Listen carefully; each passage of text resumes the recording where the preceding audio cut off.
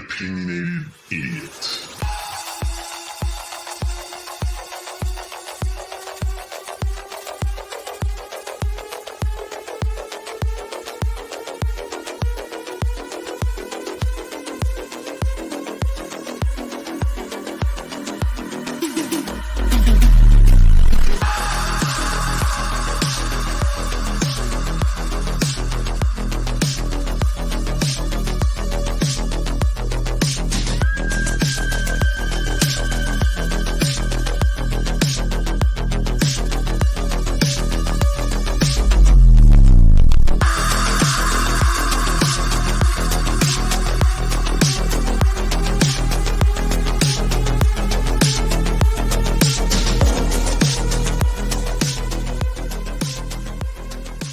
The Opinionated Idiot live show.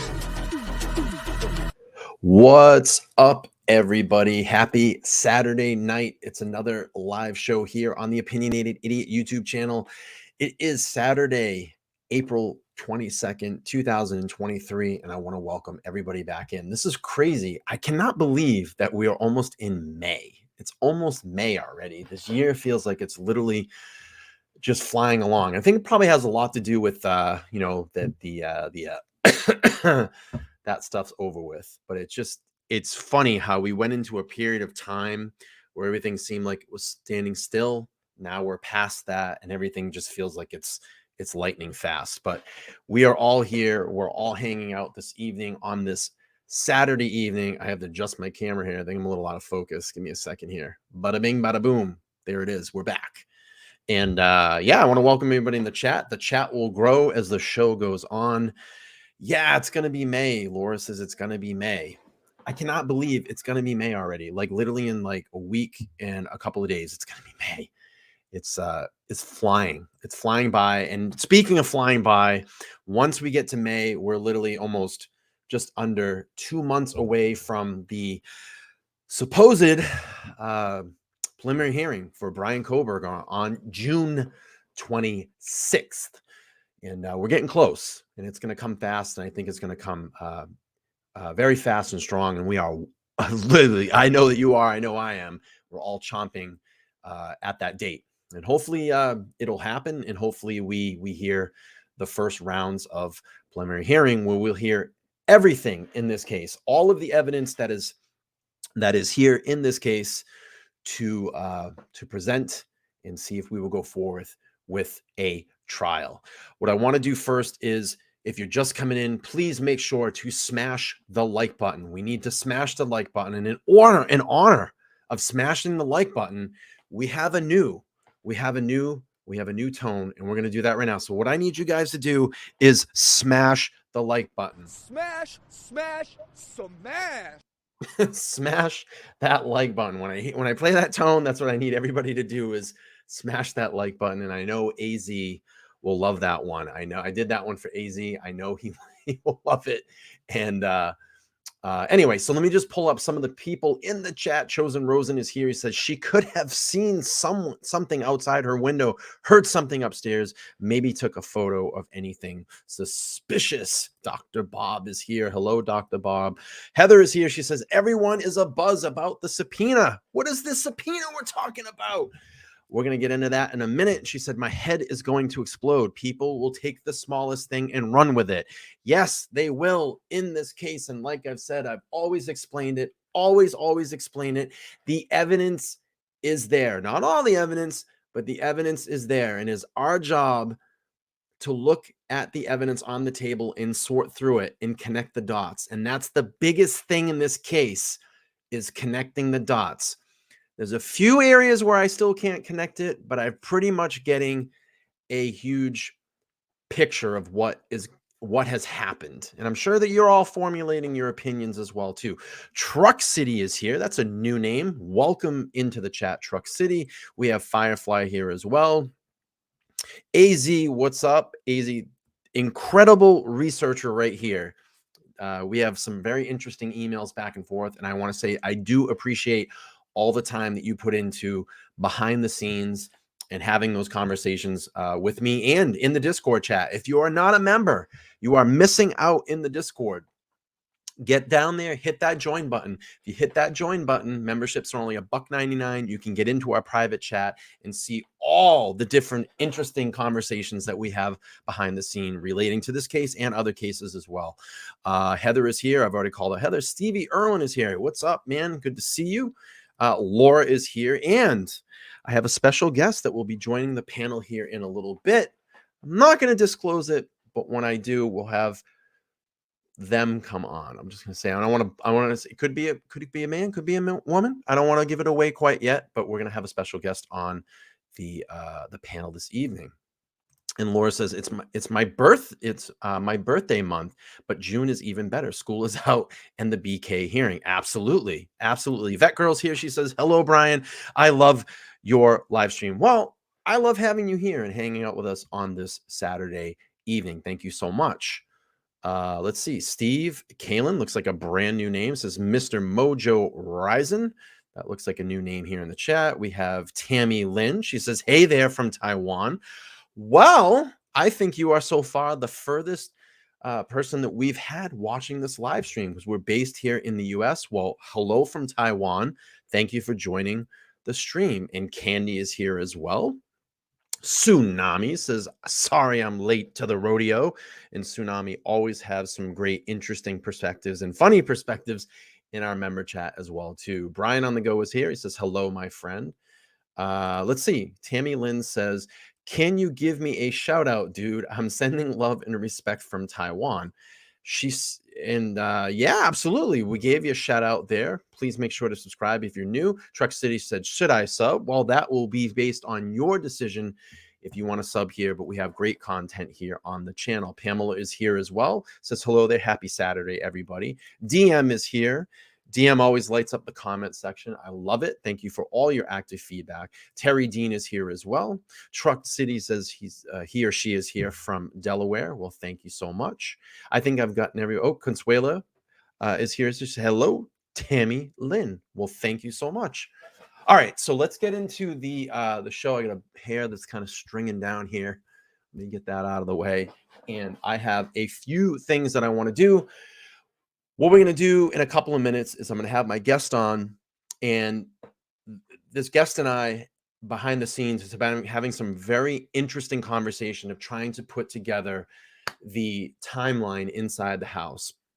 And the way that I do that, and the way that I've done this, is I try to put myself in the house that night. I try to kind of get a feeling for the environment, a feeling for what happened.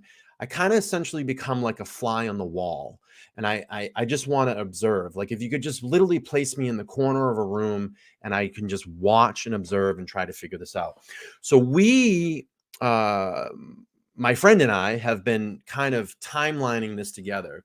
And they did their timeline today and I did mine. And we were kind of comparing and said, hey, it'd be really great if you come on the panel tonight and we can compare. And it's interesting because we've kind of been dissecting some videos along the way too. So I want to compare our timelines. We're going to compare our videos. And then if we have enough time, what I'm going to do is I'm going to open up phone lines tonight. And what I'll do is I'll have you come on. You can tell us if you think that BK, in your opinion right now, is guilty or innocent. And then what I want to hear is your reason why. And I'll give each phone caller maybe like 5 minutes to get their point apart. I'm not going to interject. I just want to hear your opinion. So you tell us why you think he's guilty or innocent. I'm going to give you the floor for 5 minutes and we'll do that.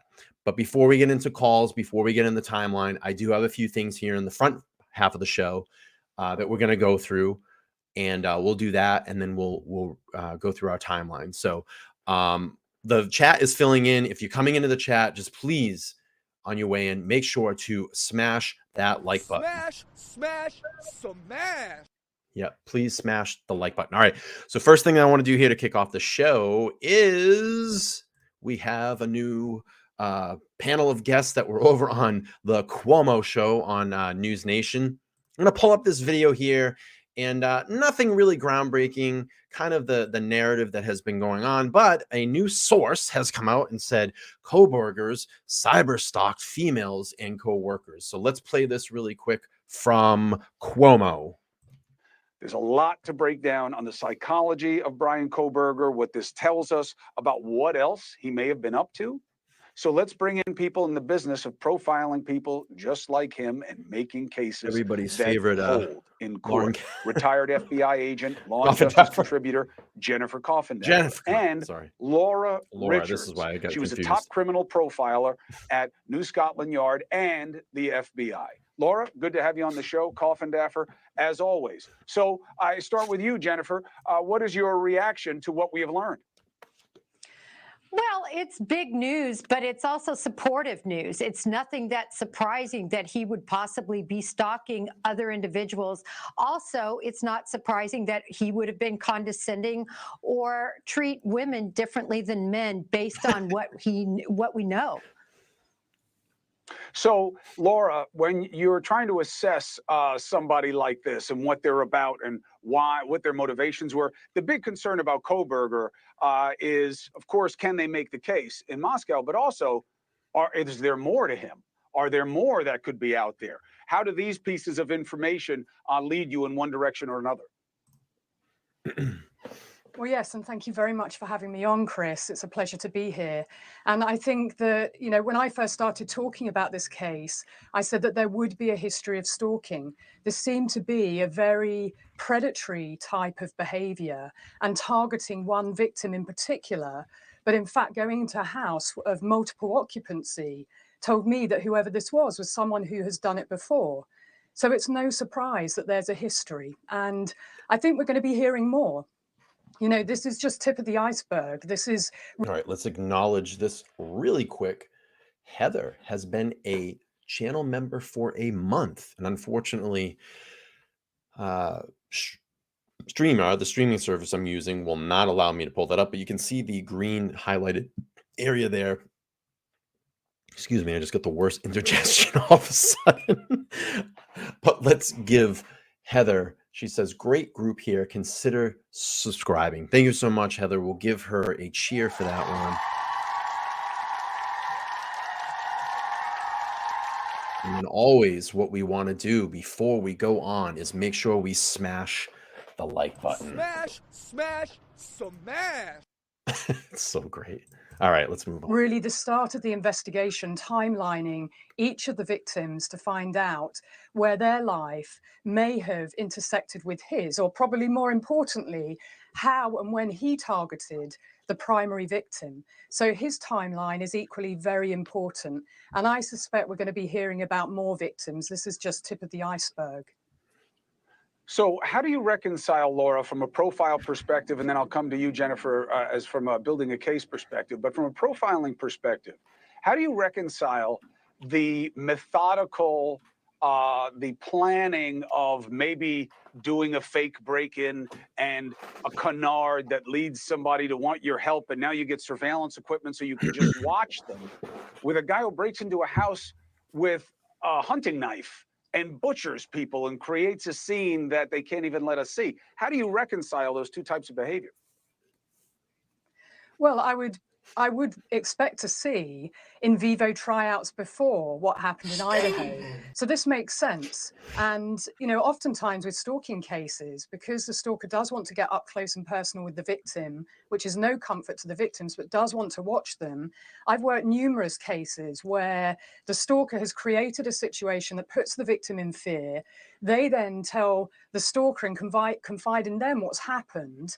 And then they seem to be the rescuer and come to the help and rescue of the victim. So the fact, if this particular victim did confide in him that she was fearful about anything that was going on, and then there was a break-in, well, he may well have put that security system into her place and been stalking her via that means.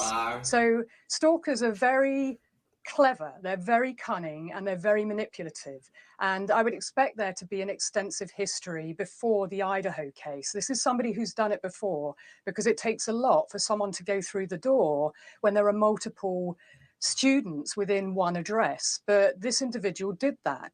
So he's practiced, he's done it before, and now it's the case of trying to find all of those, what I would call warning sign behaviors, and for women to come forward and to report and tell police whatever they might have experienced, whether it's the students talking about his behavior towards them and him making them feel uncomfortable. These are all very important warning signs. Hey, thank you for watching. All right. Please go to News Nation. Oh, I can't stand him. 35 subs by May. You can do it. We want 5,000 by June 26th. That is my goal. And then 10,000 by the end of the year. That's what we need. We need here. That's what we need here at the Opinionated Idiot YouTube channel. It's what we need here. We need here. All right. So there has been some buzz. Today, Sleuthy Goosey was tweeting. I was over checking out her Twitter, and she tweeted, wow, that's a lot of tweets and all at once. She was tweeting today. Wow, I had to say that again.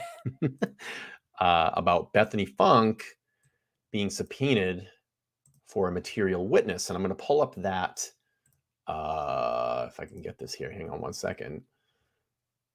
Give me a second. I'll get to that chat here in a second. I just want to pull this up since I have it up. So here is the subpoena that everybody is going crazy about. Sleuthy says subpoena to Nevada for Bethany Funk as a material witness in the Bryan Kohberger case. I wonder how many other states have documents filed that we don't know about because they're not included in the Idaho case of interest page. I can't answer that. I'm not a legal expert. I don't know why, but maybe someone here in the room does know. But I just wanted to pull this up. That was her tweet. So shout out to Sleuthy. She's been in the chat before, but I wanted to shout that out. And what I'll do is I'm going to give a clearer picture of that whole tweet and the subpoena so we can take a look at it. Hang on one second. Let me just pull this up. You know what I need? I need a producer. Someone want to produce for me. Maybe one day when my channel gets 1 million subscribers and I can have a whole team to pay for it. Hardly like you, but we'll see. Maybe. Maybe someday. You never know. Live your dream, right? I'm living my dream right now. I absolutely love doing this, and I love doing this show, and I love having you all here to watch the show. So here's the subpoena here. It says case information. I'm going to say it's a very credible source because Sleuthy is an amazing sleuther. So shout out again to Sleuthy Goosey. So it gives the case description up there. I'm reading it up on my other screen. So if you guys are looking at me like, why is it looking up? I have another screen up here. So State of Idaho versus Bryan C. Kohberger was filed on April 3rd, 2023. So there's a very recent subpoena. It's for material witness criminal, and it says pending active. It's going to have a case cross reference number. No cross reference numbers available. You have the judge, the attorney, defendant, Bryan C. Kohberger, and then you see here interested party of Bethany Grace Funk, and the plaintiff is the state of Idaho. No set dates yet for trial, and then it just has some other legal documents of the docket entry information. You have a docket number there, and maybe we can sleuth through this later on. But I just want to make this. Heather was talking earlier in the chat about, everybody's freaking out. To me, it's just basic formality type of stuff. I'm not sure why this is not tied into the other documents. Maybe it gets, brought in and uploaded to that document website, and it just hasn't yet. Again, I'm not a legal expert, so I just wanted to bring attention to it, I guess, because this was a big, I guess, topic of interest today, and everybody was freaking out. But shout out to Sleuthy. Good job of getting that information out there. Looks like things are starting to move forward in the case. Wrapping up witnesses, getting witnesses prepared. Looks like Bethany is there. We don't see Dylan Mortensen, which, in my opinion, is probably the most important witness of all, since Dylan was on the same floor as Xana and Ethan, where they were attacked and murdered. So to me, it would be very interesting to see if she's going to testify or not. This is Michaela says, yo, once I start to get to know your channel a tad more, I'll be willing to intern for you for free, like real though. Thank you so much. That's really kind of you. I need to go back up and address I think there was a new member. Wow. A lot of memberships were just gifted from Pamela Hamilton. Wow. That's very, very nice of you. So Danielle has become a new member. T2014 has become a new member. Karen T has become a new member. And Willow has become a new member. And Michelle has become a new member. Thank you so much for your generous donations, Pamela. That's very, very kind of you. We're going to do this as we always do. We give the new members a channel tone. Here.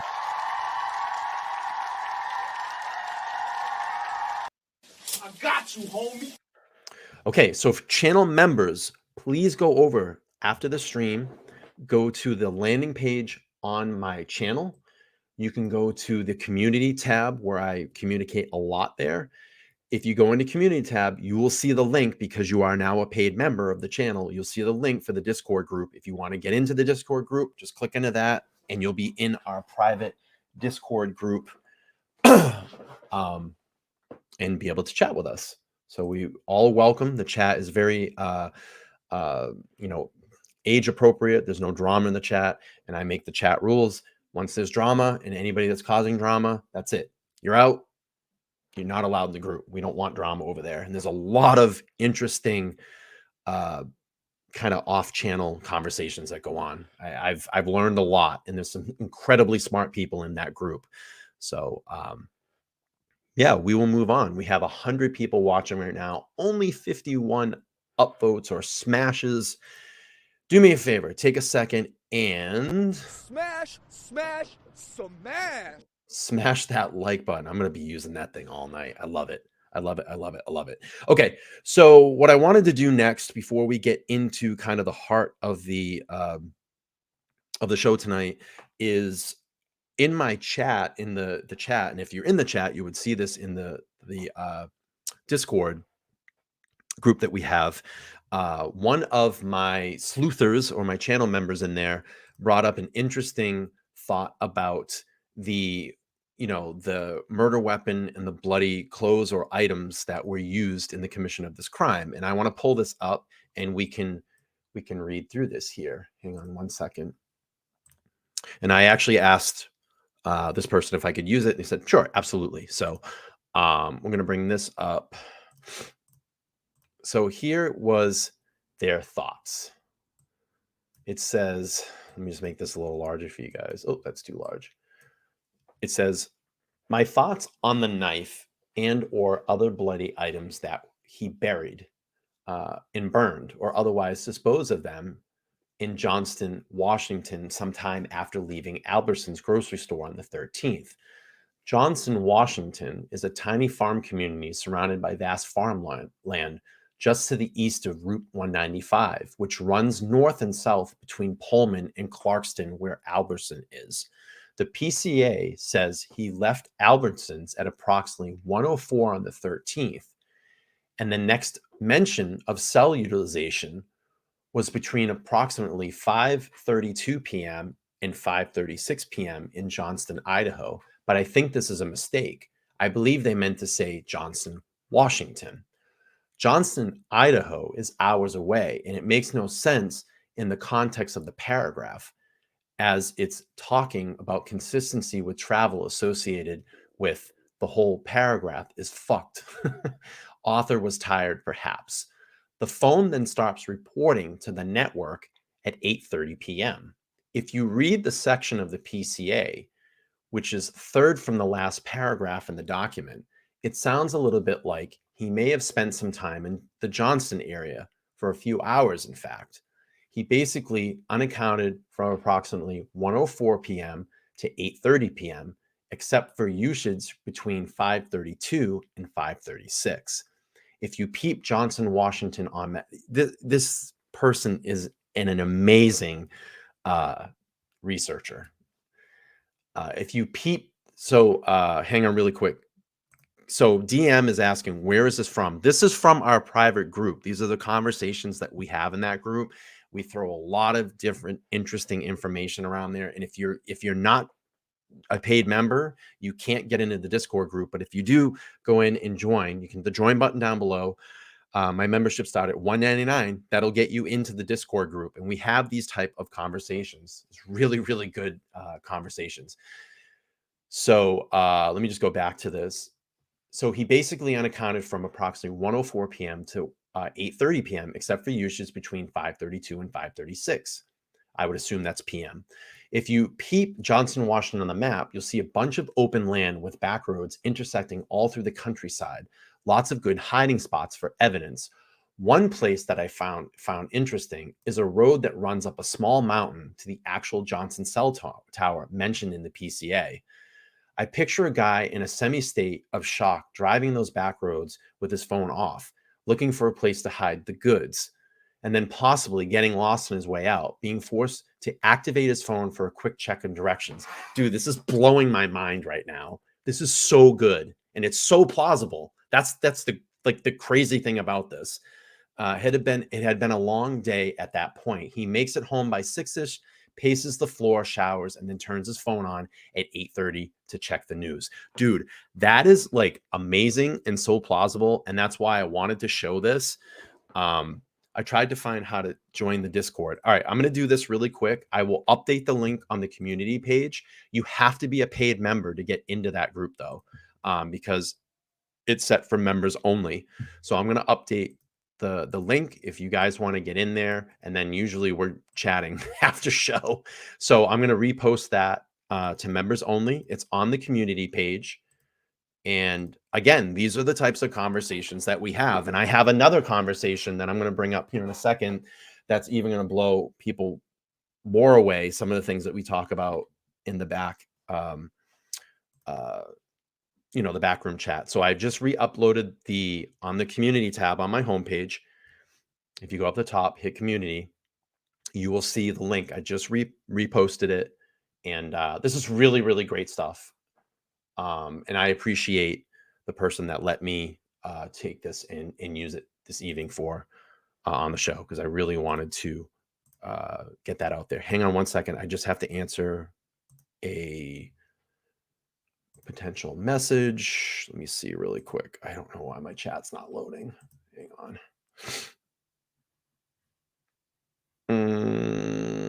Sorry, guys. Let me see. Let me bring this up. Okay, hang on one second. I just got to see if okay.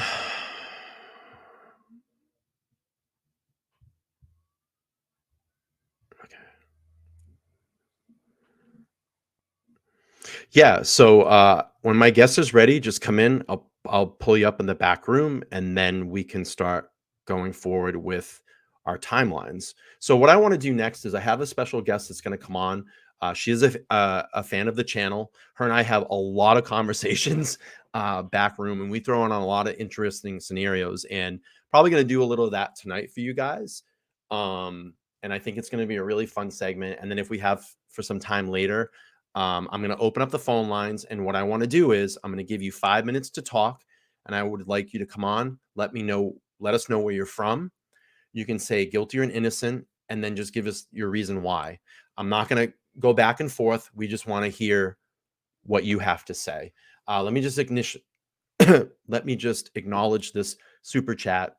This is from Christine Brown, the super fan. She said, my little bro is here watching with me, and he asked, what's the Idaho for?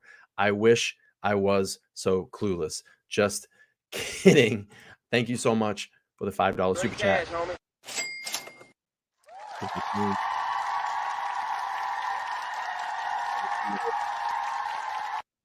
How dare you?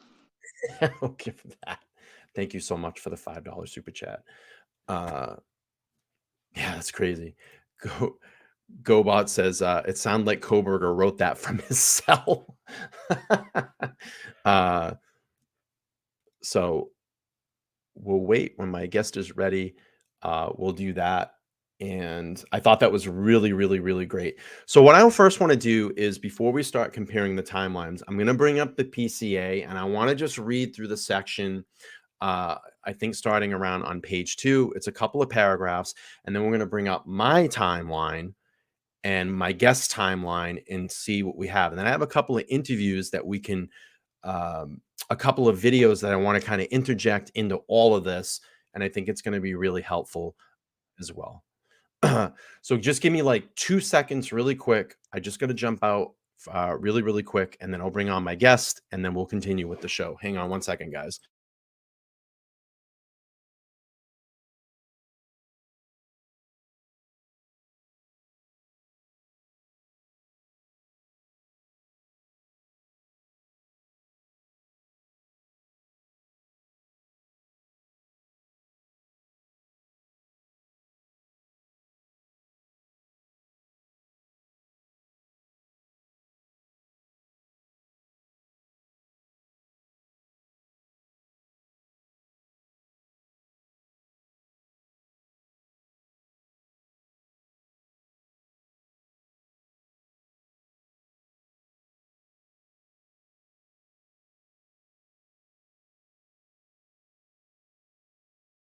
Okay, I am back. I'm sorry. I had a Diet Coke just before I came on, and that caffeine's running through me like crazy. All right, I'm back. Let me acknowledge the super sticker, and then I'm going to bring up my guest. Hang on 1 second. So Jennifer has sent a $1.99 super sticker. Thank you so much for your contribution to the channel, your kindness. I really do appreciate that. Let's give her the tones. Great cash, homie.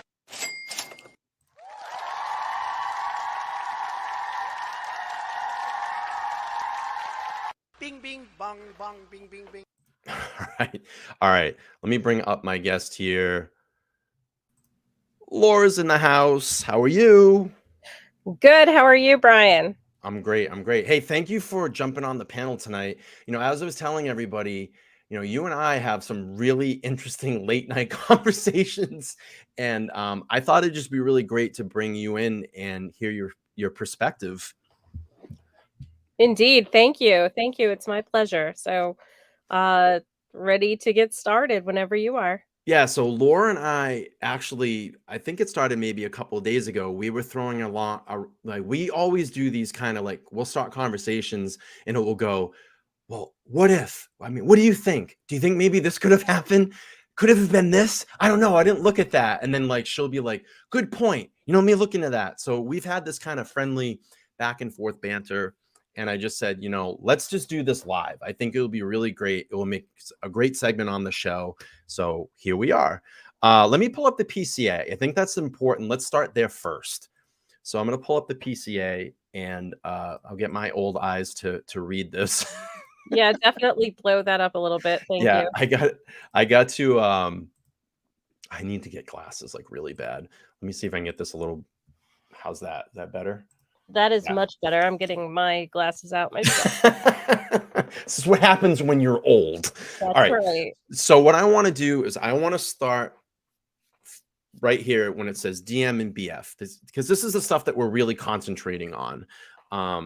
So in the PCA, it says, so what we're going to do is I want to read through the PCA, and then Laura has her timeline and I have my timeline. We're going to bring up, and it's going to give the scenario of what we personally think happened inside the house. All right. So DM and BF both made statements during interviews that indicated the occupants of the King Road residence were home by 2 a.m. and asleep, or at least in their rooms by approximately 4 a.m. This was the exception of Xana, who received a DoorDash order at the residence at approximately 4 a.m. Law enforcement identified the DoorDash delivery driver who reported this information. DM stated she originally went to sleep in her bedroom on the south side of the second floor. And Laura and I actually found this be pretty interesting, because as we go back and look at these documents, you start picking up things. This was the first one. She stated she originally went to sleep. So that means that her statement changed. Do you agree, Laura? She originally went to sleep in her bedroom. The word originally is what I get hung up on. Why is that in there? If I'm saying, oh, well, I originally was downstairs in the kitchen. But then there's a but. So she went originally. Did she end up going downstairs and sleeping in her old bedroom that I don't know if it's been corroborated by an official Yeah. source, or if she went down with Bethany? But either way, she had to have seen something if she left the second floor. Yes, this is what's interesting. Or she was downstairs and came up and went down. The thing that's really strange about this too is there's been sources or reports that some of her belongings is down in that the basement floor, and then there's some of her belongings up on that second floor. It hasn't been, I guess, verified by a credible source or reported. It's just kind of a rumor. But we'll continue to read on because I know you and I have a lot to go through here. So it says DM stated that she awoke at approximately 4 a.m. by what she stated sounded like Gonzalez playing with her dog in one of the upstairs bedrooms, which was located on the third floor. A short time later, DM said she heard who she thought was Gonzalez say something to the effect of, "There's someone here." Let me just acknowledge this chat really quick. Hang on one second. So we have a new channel member. Kathy Lester has become a new channel member. Thank you so much, Kathy, for your contributions. We do appreciate that.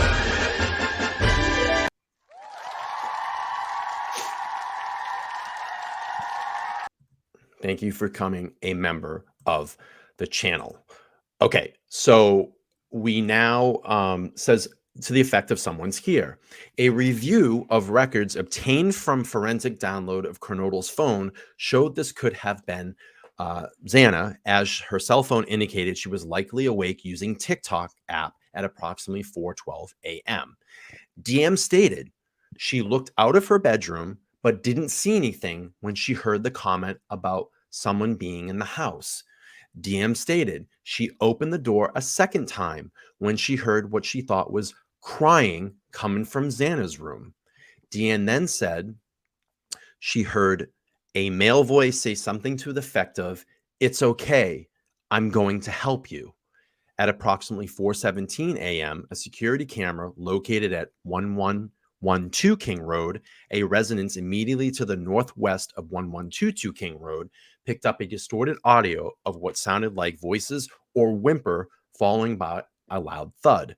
A dog can also be heard barking numerous times starting at 4:17 a.m. The security camera is less than 50 feet from the west wall of Xana's bedroom. DM stated she opened the door for the third time after she heard the crying and saw a figure clad in black clothing and a mask covering the person's mouth and mouth and nose, walking towards her. DM described the figure as 5'10" or taller, male, not very muscular, but athletically built with bushy eyebrows. The male walked past DM as she stood in a frozen shock phase. The male walked towards the backsliding glass door. DM locked herself in the room after seeing the male. DM did not state that she recognized the male. This leads investigators to believe that the murderer left the scene. So I wanted to give some context to that again and just reread that and get that fresh in our minds because, when we pull away from these documents after reading them, we sometimes tend to forget maybe what was there or there's a detail that we missed. And it's funny because Laura and I always go back and I said, "Shit, did you see this?" Or "Did you see this word?" And she's like, "No, I didn't see that." So what do you want to do, Laura? You want to pull yours up first, or you want me to pull mine up and we'll give our scenarios? I guess let's pull mine up because Sure. mine starts before yours. No problem. And then we can go back and forth. Okay. All right. Let's see. How about we do this? I'll have you read yours and I can read mine. Okay. We'll do that. All right. All right. Let me just pull this up on the screen if my screen's going to work. All right. you need that enlarged, yeah? Oh, I'm good. Okay. Maybe I'll do it for the audience here. Oh, perfect. Just tell me when you need me to scroll down and I will. Let me get a different view here. We'll do a focused view. Perfect. Great. Well, we start with the night before at 9:00 p.m. and everything that you see the squiggly line, that's just an approximate. Unless we have an exact time, we have the exact time in there. Okay. 9:00 p.m. Xana, Ethan, and Bethany are at the Sigma Chi fraternity house on the University of Idaho campus located at 735 Nez Perce Drive. Now, that's less than a 5-minute walk. I pulled this up in Google Maps. So, something else to be noted, I don't think there would have been a reason for any of them to have needed or used a car to go back or forth. Plus, knowing how much the police patrol that area, that would be a stupid move on their part. And they were very hyper vigilant about underage drinking, as you can see with the constant police body cams and the noise complaints. But at 10:00 p.m. is when Kaylee and Maddie are at the corner club across town. And that was over at 202 North Main Street. So that is verified. Okay.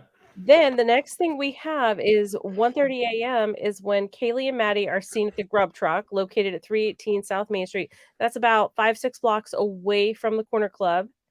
And do we ever have it verified if they walked there or if they had, was it Jack Showalter that took them there, or is that all speculation? I think it's all speculation at this point. Okay. So we Yeah. don't know how they got from Right. one place to the other, but they did. And it's about 5-6 blocks of a walk. So it's plausible they walked. At 1:45 a.m., Bethany indicates that Xana and Ethan arrived back at 1122 King Road. So that indicates Bethany was already back. Okay. Yep. Seeing her at the scene of the crime. And Xana and Ethan came back. At that moment, at 1:56 a.m., the private driver, I forgot his name. We had that name released already. Yeah, but it's been in the document. Yeah. I don't. the Yeah. private driver takes Kaylee and Maddie home from the grub truck. Nothing else then until approximately, and now this was according to Bethany and Dylan. This actually switches to Dylan. So we don't hear anything about Dylan until 4 a.m.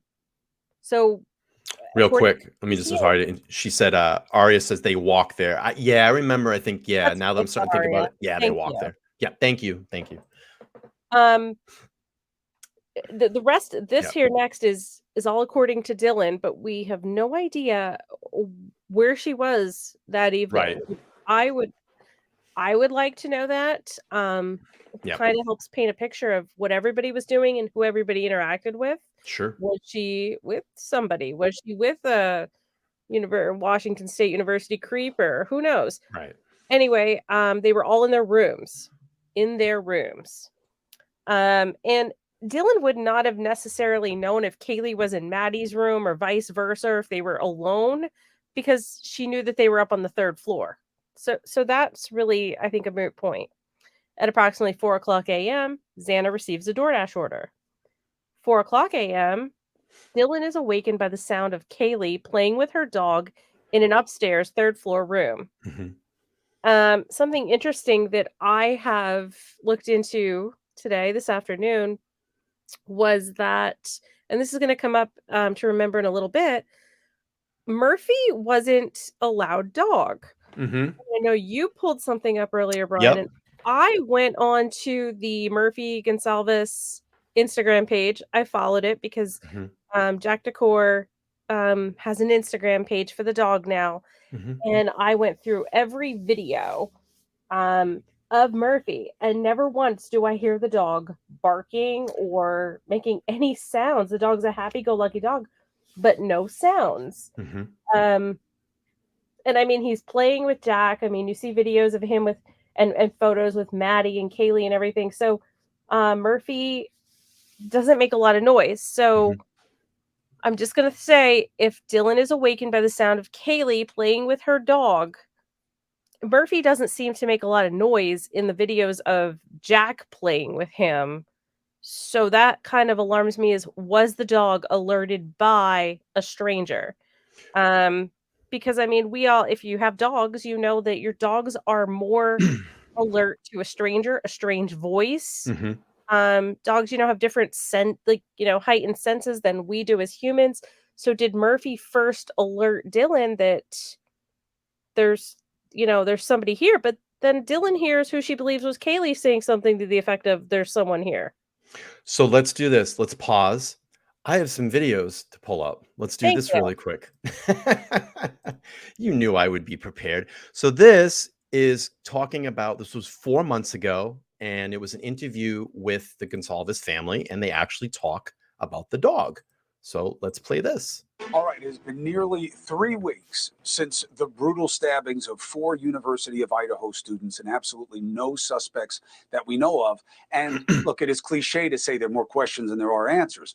That's not unusual in a developing investigation. But what is unusual is that something so raw and so driven by rage, multiple stabbings, defensive wounds, 4 different people, and yet there is no suggestion of any kind of lead that at least has been made public. We have News Nation reporter Bryan Enton, we have FBI profiler Andrew Bringle, and world-renowned forensic scientist whom I have been relying on for case I may have the wrong video here, but I think they do mention something about the dog. Let's just play it. studies for decades, Dr. Larry Kobalinski. It's good to have each and all. And as I said, Bryan, weigh in whenever you want. Bringle, can you hear me now? I can hear you. Actually, it's Bryan that gives the report that he's talked to the Gonsalves family. I do remember this. Can you hear me, Chris? Yes. So one fact question and then a question initially just about type. The fact question is 4 different people murdered, defensive wounds. What about sound? If you have defensive wounds and you have multiple stabbings and you have people on 2 different floors, how hard is it to do that with no real noise happening? Well, it's nearly impossible to kill someone with a knife without eliciting some kind of response from the victim. The victims don't go quietly in the night, even if you're asleep. The first stab wound is not likely to be fatal.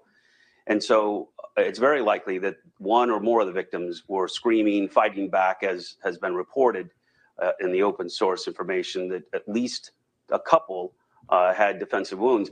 And the question then becomes, why didn't those victims' cries, why weren't they heard on the first floor? A interview that I read of a previous roommate who was on the first floor said it was very difficult in this house because of acoustics to listen or hear anybody on the 2nd or 3rd floor unless they were playing the television very loud.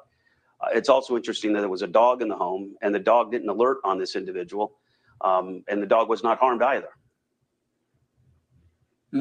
Hey, Bryan, is there a suggestion of how the guy got in the house?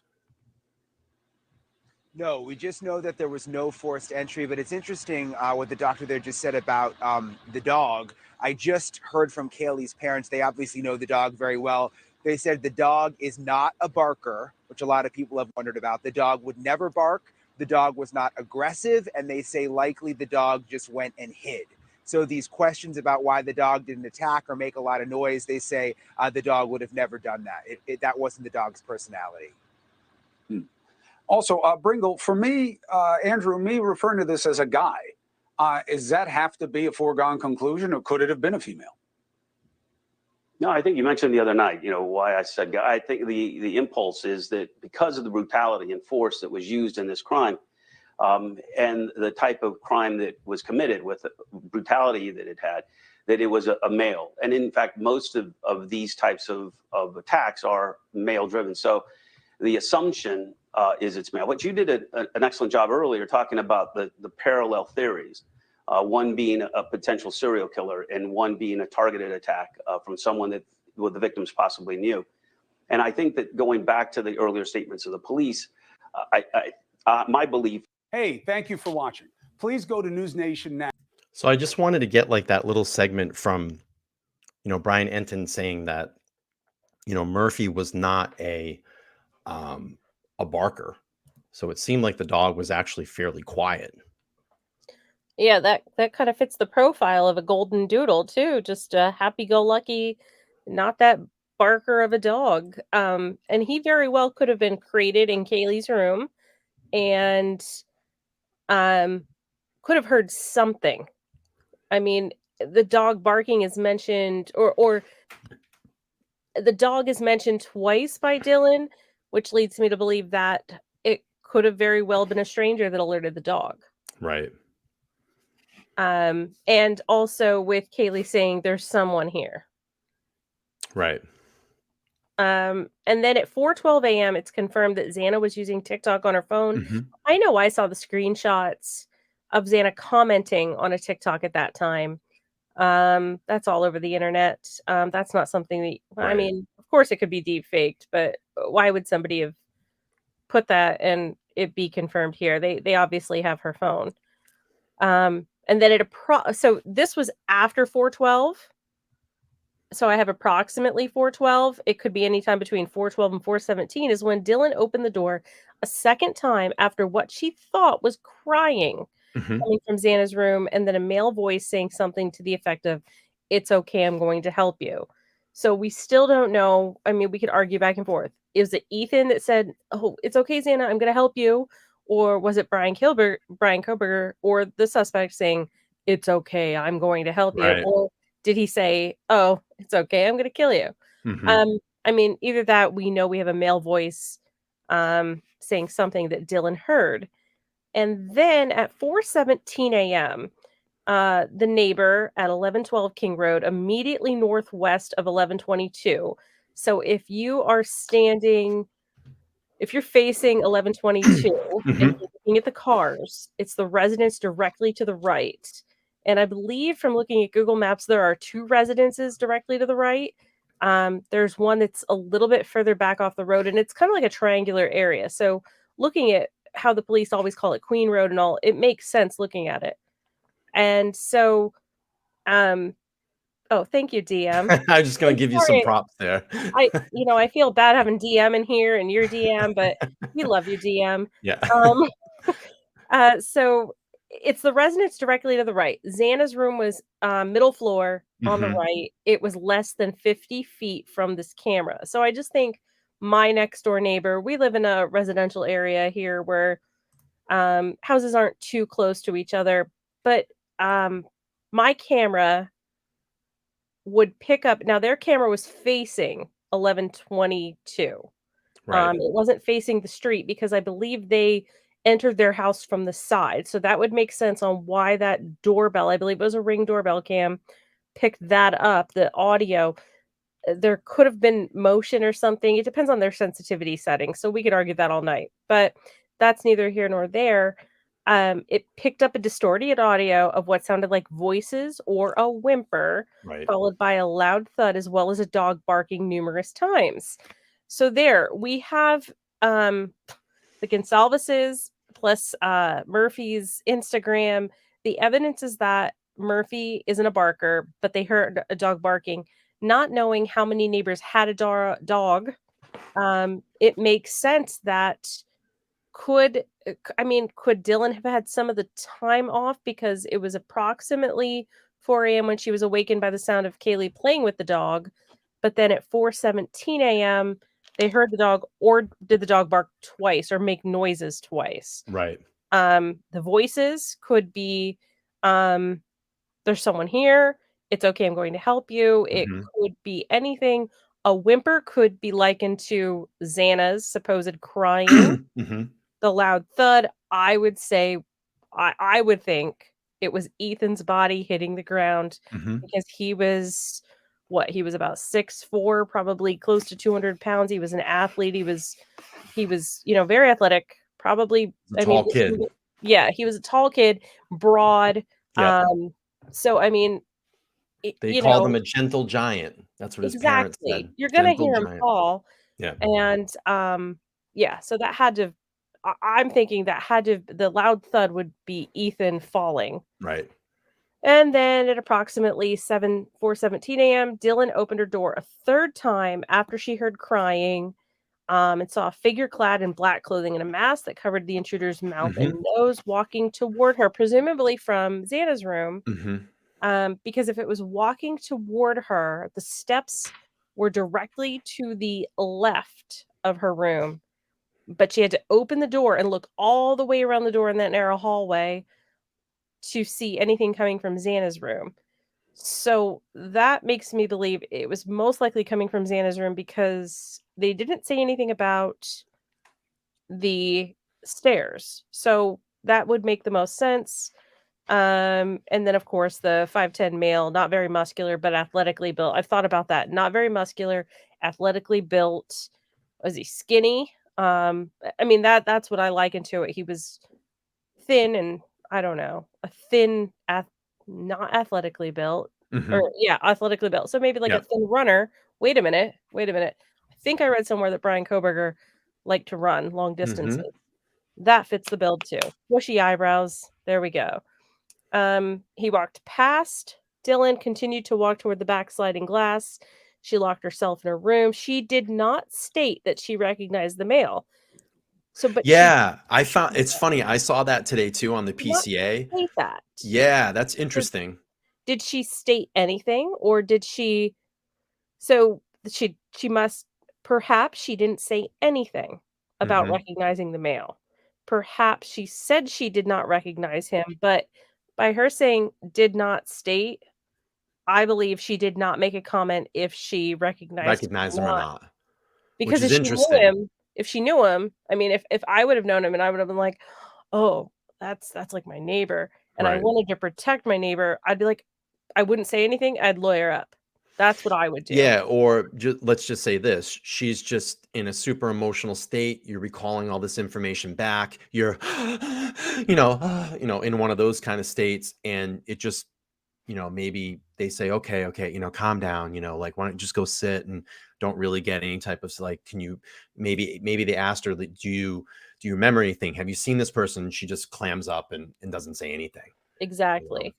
So then we don't have anything really until, with the exception of the car, which I didn't get into yet in this, but the Idaho State Police forensic team was already on the scene by 4:00 p.m. I Mhm. don't have the 911 call in here either, Right. but we all know the 911 call was made at 11:58 a.m.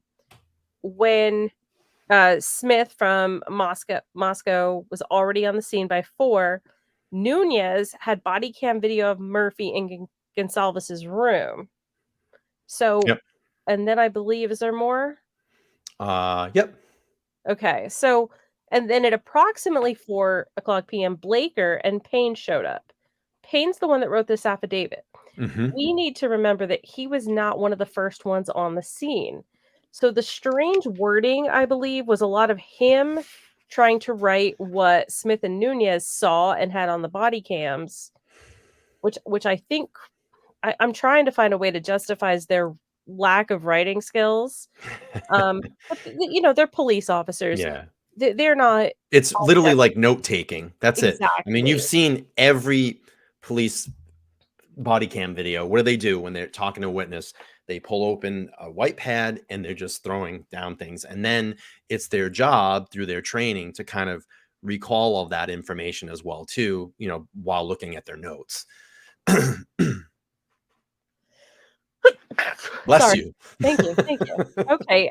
Smith walked Payne around the house. He entered the Mhm. bottom floor first, proceeded to the second floor west bedroom. Xana was deceased with injuries consistent of an edged weapon. Mhm. So remember that. Also in the Right. room was Ethan, who was deceased with wounds later determined to be sharp force injuries. So a sharp force injury is caused by a sharp object that cuts and divides the skin as it penetrates. So think Mhm. slicing. While Xana, it just says edged weapon. So, but they later determined Ethan. So could he have been sliced, fallen forward, and that is why they thought he was unconscious from a heavy night of drinking. Yep. And Xana had edged weapon. I mean, that could have been the knife stabbing her. I mean, an edged weapon. I mean, if you want to think about it, you could use a credit card or a paper as an edged weapon to do injuries. So that's yeah. Mhm. And then Smith led Payne to the third floor, checked on Gonsalves's room, but Murphy was no longer there. Smith and Payne entered Mogan's room. Both Maddie and Kaylee were deceased with visible stab wounds on the only bed in the room. Also noticed was a tan leather knife sheath on Maddie's right. And the last part I have in here, I believe, is the Idaho State Lab located a single source of Mhm. male DNA on the button snap of the sheath. So something to be noted is that they were saying that nobody noticed this DNA on the sheath until it got to another state, Arizona or somewhere. No, the Idaho State Lab found it, and I believe that's when they said, "Listen, we can't link it to anybody, so let's send it to somebody that uses bigger databases," and that's how they found it. I'm trying to think of her name. She is the forensic detective, the genetic detective. Parabon. She runs Parabon. She's solved cold cases using the familial DNA, the ancestry, that type of thing. So, that is, I mean, if anybody's questioning why Idaho didn't find it, they found it, but they admitted they couldn't identify it because obviously Bryan and his father or none of his family had any DNA in Idaho's system. Do you think they found it through like genealogy? Absolutely. Yeah. That's what I always say to people, as much as everybody goes, I want to do that ancestry thing. I wouldn't. That's your DNA on file. I mean, not that I'm a criminal or anything, but I don't want anybody access to my DNA. Well, I think that I think that they found the DNA and then they compared it to, or they compared it to the DNA they found in the Kohberger trash in Pennsylvania and realized that it was just the father-son match to the father. I mean, that's also another plausible, or they could have had a hit in the ancestry database. I mean, we don't know that yet. Right. But it's being used. It's, and I believe it CC. If anybody's in the chat that knows it, I can't think of her name. Her first name is Cece, and she runs Parabon. She's amazing, and she is, I believe, located out west. So, if she gets involved with this, that would be crazy. And there, I just have a sharp object, thus cuts and divides the skin as it penetrates the stab wound. Results from the penetration of a pointed instrument into the depths of the body, causing a wound that is deeper than its length on the skin. So from that, I'm thinking Ethan had a slice that was wider than it was deep, yet Kaylee and Maddie had stab wounds, so they were deeper than they were wide, and Xana just had injuries from an edged weapon. Could the knife have gotten duller? Not if it's fresh. I mean, those, True. They're going to be super, super sharp. They're pretty sharp knives. I'd love to get my hands on one of them. Yeah. Well, we just may. You're all going to have to tune in for that. Let me just acknowledge the super sticker really quick. Really quick. Thank you so much for the 99-cent super sticker, Lisa. Appreciate you. Great cash, homie. Thank you so much.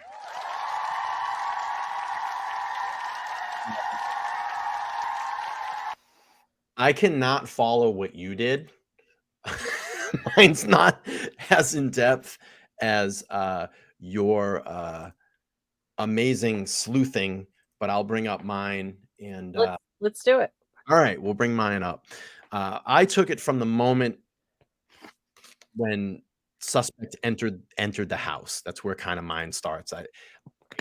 Incredible research, by the way, and really, and this is my scenario. I think this is my scenario if there's no what we say, I guess, weirdness to DM's whereabouts and location and stuff after the 8-hour delay there. So this is what I have. This is what I came up with. So this is what I would think if there's. So I have suspect enters through kitchen slider, walks into Madison Mogan's room. Attack starts on the 3rd floor.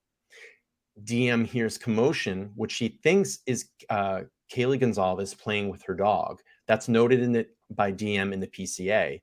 DM hears there's someone here, noted by DM in the PCA, which she thinks is Kaylee. And then here's my thought. If that was Kaylee's voice, I think Maddie took the first hits and Kaylee woke up and yelled, "There's someone here," to alert the roommates downstairs.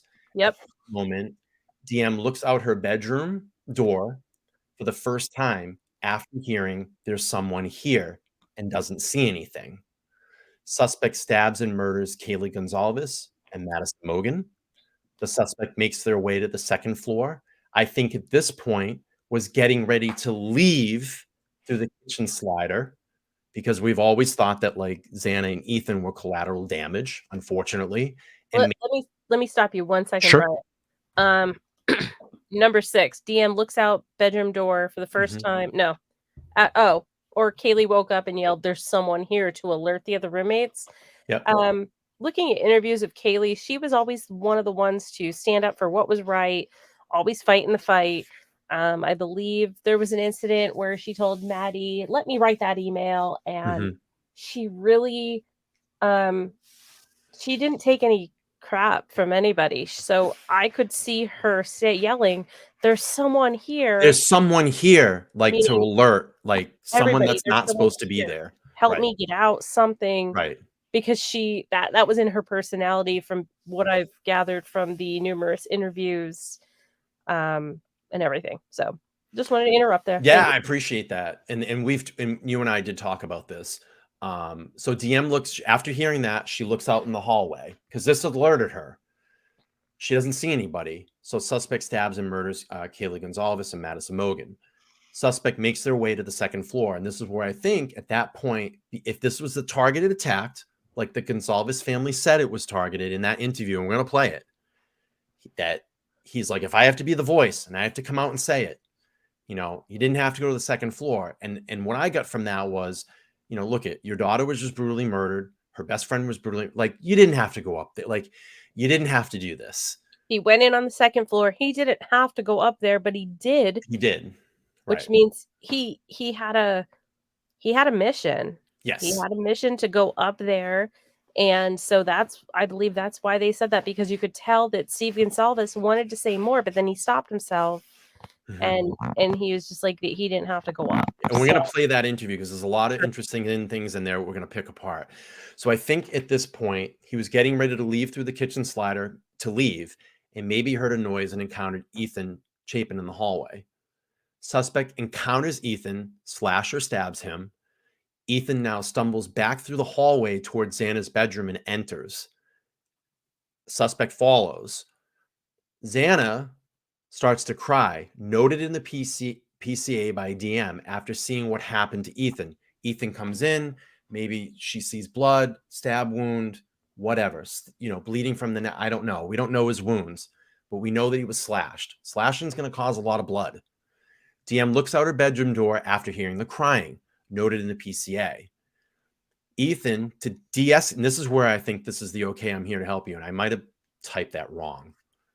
Ethan de-escalates the situation, like puts his hands up to the suspect and says, "Hey, it's okay. It's okay. I'm here to help you." Or it could have been the suspect to get Xana to stop crying. And this is the theory that I kind of threw out. You have Ethan now maybe stumbling back into the bedroom, bleeding, slashed, whatever. You have someone that's come in, clad in black, maybe looks like law enforcement, and this dude so wanted, and you said this too, this dude so wanted to be military, so wanted to be law enforcement, or if you wanted to continue with making it look like that military theme, and we've talked about this, all you have the Air Force Base there, ROTC, and there's a Marine recruiting station in and around that Pullman as well. So if you're carrying that theme, he comes in like a first responder. Hey, it's okay. I'm here to help you. Or, like you said, I'm here to kill you. Suspect encounters Xana in her bedroom, stabs and murders Xana. M continues to hear her crying. So here's very interesting too. If you read the PCA, she says that she continues to hear crying as she opens the door for the third time as the suspect is walking towards her. So technically, in my opinion, Xana was still alive, but mortally wounded.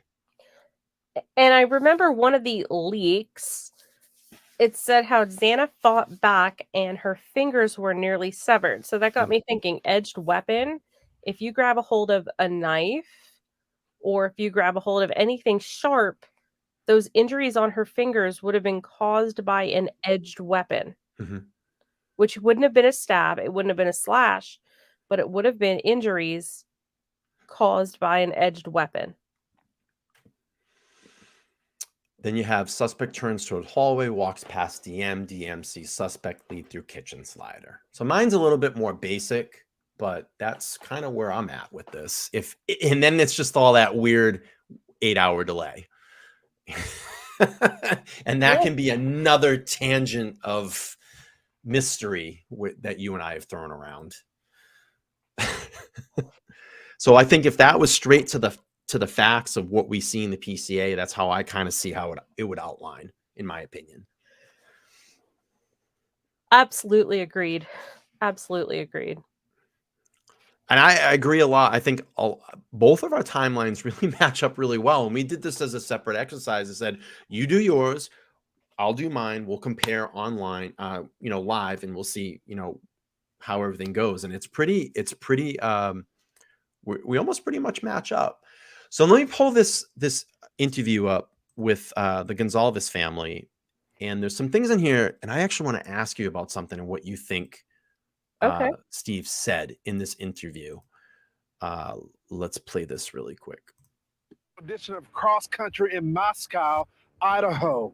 Tonight we are in front of the Moscow Police Department, and you may be asking why. It's been about 3 weeks since the horrific stabbing death of 4 college students at the University of Idaho.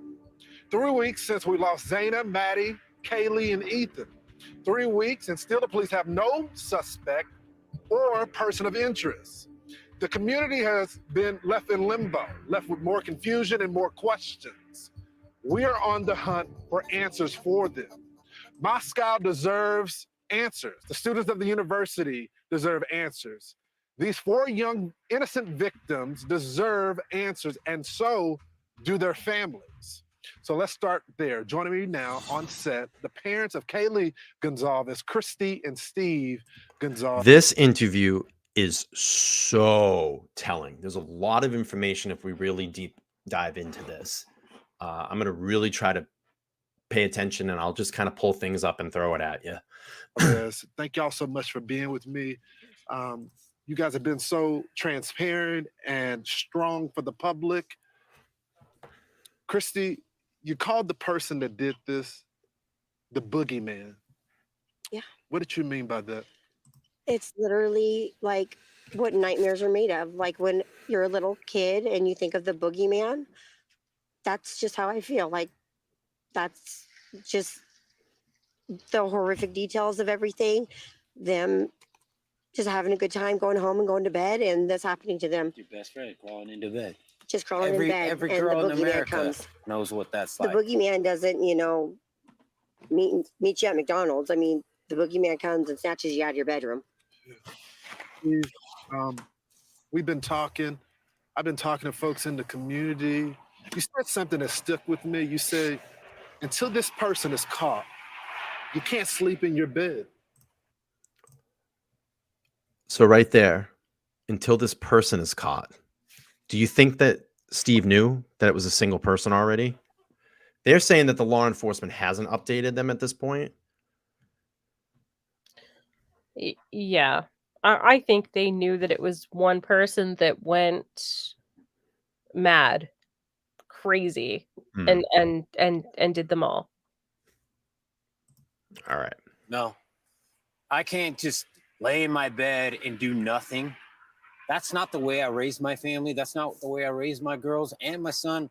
You don't be a victim. You stand up for yourself and you do everything in your power to make sure people hear you. And they're gonna hear Kaylee. They're gonna hear Maddie. They're gonna hear these. The other 2 as well. Yes.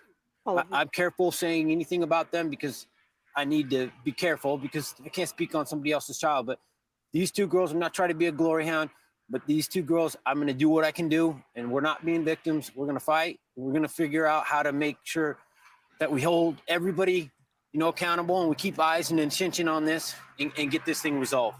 Steve, you have made it very clear to our audience that you are supportive of law enforcement. You support the investigation. But recently, I've been watching and talking with you, and you're getting frustrated. What does that frustration come from, sir? They put certain people between you and the officers that are making things happen. And those people are like lawyers, and they don't want to say anything, and they don't have the guts to come up and be alpha and be like leaders and say, hey, we might say something that's wrong. We're going to take that hit. So the officers, they looked me straight in their eyes. The lead detective looked me in his eyes. I have no doubt he's working as hard as he can, but somebody isn't communicating. There's nothing being released. It seems like they're trying to suppress the story. We want to put rewards out there. Like, don't do that. Yeah, I get it. Your town doesn't want to have reward posters posted all over when you come and you do your rush. You're not going to get a lot of students if they see those things. But this community is not going to heal until this guy's pulled off the streets. It ain't going to happen. Think it through. It's not going to happen. He has to be off the streets. We all are working for the same thing. When was Right there. Yeah. Go ahead. Till this guy, at that moment, I believe, because he stated that he broke into their phones. Mm-hmm. He had an idea, and he was probably so frustrated with law enforcement right at this exact moment because he was like, here's your guy. What are you doing? Why aren't you moving forward?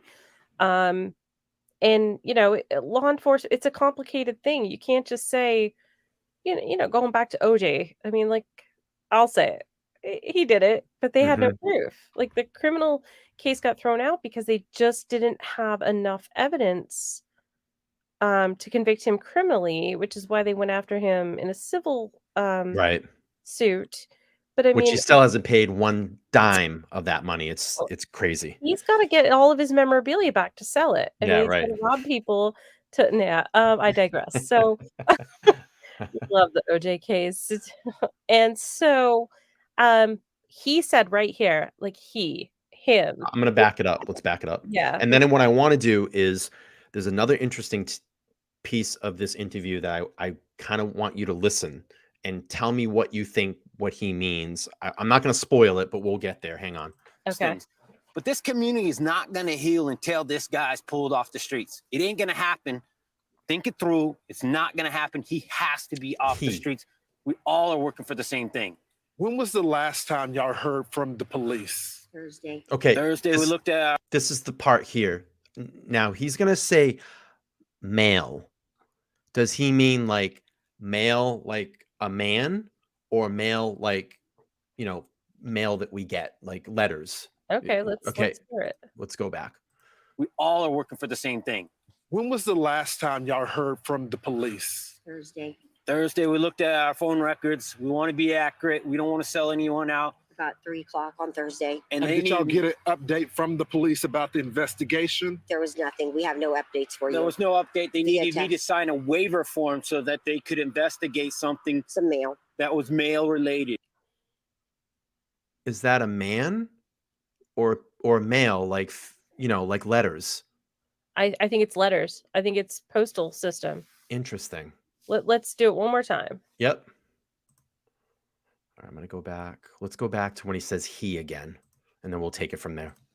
But this community is not going to heal until this guy's pulled off the streets. It ain't going to happen. Think it through. It's not going to happen. He has to be off the streets. We all are working for the same thing. When was the last time y'all heard from the police? Thursday. Thursday, we looked at our phone records. We want to be accurate. We don't want to sell anyone out. About 3 o'clock on Thursday. And did y'all get an update from the police about the investigation? There was nothing. We have no updates for you. There was no update. They needed me to sign a waiver form so that they could investigate something. Some mail. That was mail related.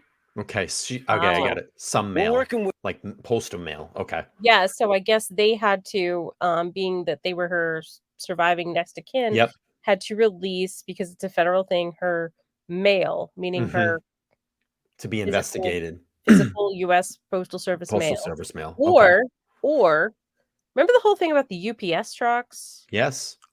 Deliveries. I mean, UPS and USPS work hand in hand. I know that when they deliver packages and everything.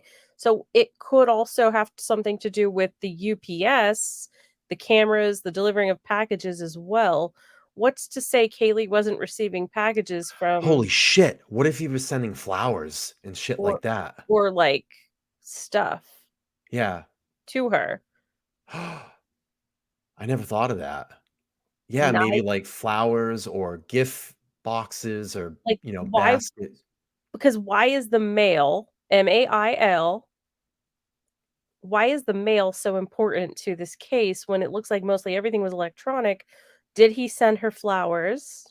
Amazon gifts, someone said. Exactly. Amazon Oh, gift list. does she have one? Oh, Whoa. See, this is why Laura and I have, this is what we do. You're getting our text conversations when we're off air. yes, because if I try to talk to anybody in my own personal life about this, they don't want to hear it. Like, they're so done. They're like, they got their guy. It's over. And I'm like, it is so not over. It's funny. I was, and real quick, I just want to tell the story. It's funny. I was, Tsunami said OnlyFans. That's not a bad idea either, thinking that.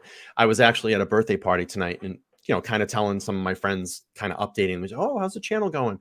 And I told them, like, it's really picking up and the shows are getting great. And a lot of people are watching the lives. And I have this community I've started. And they're like, holy shit, I can only remember when you had like 500 subscribers.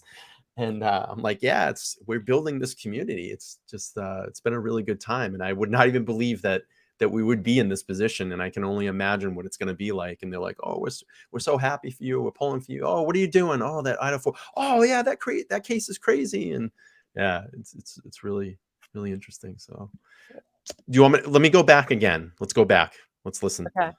Updates for you. There was no update. They needed me to sign a waiver form so that they could investigate something. Some mail. That was mail related. So we're working with them. We're not selling them out. We love our law support. The FBI, everybody that's here. We just have no information as family, and it gets tough day after day after day. I mean, every day you just wake up and think today's the day. We're going to hear something, and you see these, there's a break in the case, and it'll just be something stupid. The sixth person on the lease that was never there. Stop playing games. This is serious. These are people's lives, and this is the future of this community. There's going to be 10,000, 15,000 kids that come into this community next year, or they don't. So be serious. I had the opportunity to speak to some of my sources, and I've been told that there were differences in the way. This is interesting too. Watch Steve's body language during this. He gets very upset and very emotional. Check this out. That the victims were killed. Some were more severe than the other. There. Yep. And this week we heard hear him. He barely catches his breath. Watch. We'll go back. The victims were killed. Some were more severe than the other. And this week we heard barely the target attack, walk back, and then reverser back He's to almost being crying. A target attack. What can you tell us about the targeted attack? He's almost crying here. They have told us that it was targeted, but they told us they can't tell who. We asked specifically, and they said, we'll try to get that information to you. And they got back to us a day or so later, and they said, we're sorry, we can't give you that information. But then a day later, we saw in the news that it was not targeted, or they think the whole house was targeted. But I'll cut to the chase. Yeah. Their means of death don't match. Maddie's They don't. and Kaylee's They know. cause of death, it does not match based on the autopsy report. They don't match. Would indicate that one of them. He doesn't have to may go have up been the target. steps. Let's stop playing games, guys. I need somebody to step up and be an alpha. Be somebody to be a leader. Don't make me do it. I don't want to do it. He doesn't have to go up the steps. Their points of damage don't match. I'm just gonna say it. What do you think? He knows. He does he go on about how he paid for the Yeah, let's play that. I'm sorry, I cut this a little early. Let me go back. We'll start it. I don't want to do it. He doesn't have to go up the steps. Their points of damage don't match. I'm just gonna say it. It wasn't leaked to me. I earned that. I paid for that funeral. I paid for that. It's my right. This is so hard to watch. You ain't taking that from me. Calm down. If you don't want to say nothing, that's your bet. But don't say I'm leaking anything. I paid that bill. Sent my daughter to college to get an education. She came back in the box, and I can speak on that. That's tough. I have a hard time watching that one. Yeah. What do you think? I mean, I think based upon how he reacted so strongly that I think Kaylee was harmed worse than Maddie. Hmm. Now I know Maddie was like a child to them, so can't really discount that, but I believe, he spoke more of Kaylee in that interview than Maddie, and he has, I believe, carte blanche to talk about Maddie based upon the family course. dynamics, because he pretty much said, he's not going to talk about the other two because that's not for him to talk about. So therefore, I'd have to say, yeah, he was talking about Kaylee. I agree. Um, Go let ahead. me. Okay, I'm trying to pull up the list of the different places that they subpoenaed records from. Hmm. Was Amazon one of them? Yes, and that was specifically the K-bar knives. Hmm. And the delivery was to get this was a subpoena for any deliveries to 1122 King Road. That was the UPS. So it's very interesting. So UPS was the deliveries. Amazon was the K-bar knife. Yes. No OnlyFans, I believe. No. No, they're so I know I even believed thought at the beginning that OnlyFans could have been something. I was also convinced Tinder was. I'm still on the Tinder thing. But yeah, we'll keep going. Sure. Also told from sources that are closer to an investigation, because there was a lot of roommates in there. And this was horrific for those roommates that were there as well. Absolutely. Yeah, Oh, absolutely. hang on. Let's go back there. That's interesting. That bill. Sent my daughter to college to get an education. She came back in the box, and I can speak on that. I was also told from sources that are closer to an investigation, because there was a lot of roommates in there. And this was horrific for those roommates that were there as well. Absolutely. Yeah, absolutely. The preservation of this crime scene.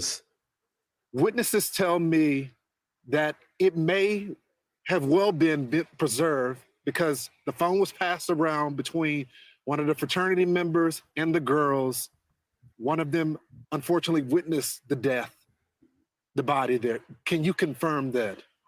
We cannot actually. We know nothing about that whole phone call. We've asked, and it's. I mean, I know that a lot of people want to know, but that's just not our agenda. We just are like, somebody called 911. Somebody was reported unconscious. We don't really know. I mean, we've heard so many different things, and nothing has been clarified or been told to us at all. And I mean, I don't know if I personally have asked anything about that. I don't know if you have asked that, but we know that this is getting 3 weeks in, and it's starting to get. We don't want it to go cold. We're reaching out. I've reached out to friends down in California today that have connections that we're hoping to raise some money to get a reward, to get a private investigator. Third party. Why go the private route? Do y'all worry that at the end of this week that this case may be 100%. cold? I just want to bring up this point really quick. Carrie H says, thanks for bringing us into your conversation. I really have to thank Laura for this one. And I really want to really thank, listen, we're all have our adult lives, and it's, it's late at night, and I really want to thank her for taking this time and extending me the courtesy to come out and, have her online and public doing this. Obviously she's not on camera, but to give me permission to do this. And it's a real honor to have her here and have this perspective, because her and I have some really, really great conversations, back of house. And so Laura, thank you so much for taking the time and doing this. You're welcome. And I'll just add for a moment, this case happened in November, right around the time Delphi, they arrested Richard Allen. So I was joking with some friends and family, oh, well, what's my next case going to be? This happened. This was terribly unfortunate. Interestingly enough, I had met someone in town. Thank you, Karen. In my local town, who was from Idaho. well, she was originally from my area, moved to Idaho. She just moved back, and I said, "Oh my goodness!" Me being so Pennsylvania centric, I said, "Oh, were you near the case?" She was like, "Well, no, I'm closer to Coeur d'Alene, which is where the girls were from." So that kind of, I was like, "Oh." So having a friend that just moved from Idaho, like a month before, just had me just so enamored with the case. And then I went through a rough point in my life. I'm not going to divulge it. That's neither here nor Yep. there. So this case was able to keep me focused and something to do to replace some old friends and everything. And I teach law. Yeah, so this became part of my life. So this makes sense for me. I'm invested. I can't leave this case now. And this channel appealed to me. And I do watch other channels, but not as religiously as I participate and watch this one. So yes, it's a pleasure to be on here, and I thank you for this opportunity. Well, thank you. Thank you for those kind words. And like I've always said, when we've started to, handle this case, is that I want to be very sensitive to this case. It's a very sensitive case. It's a very emotional case. People get very emotional.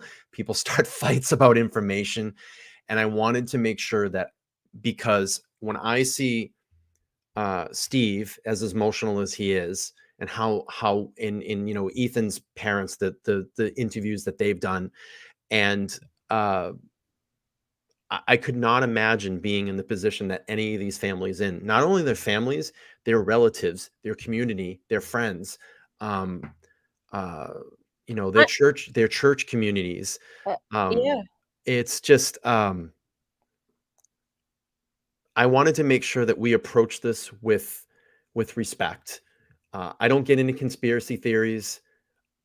I can't get down with the cartels. Yeah. I can't get down with it's Moscow police is doing this.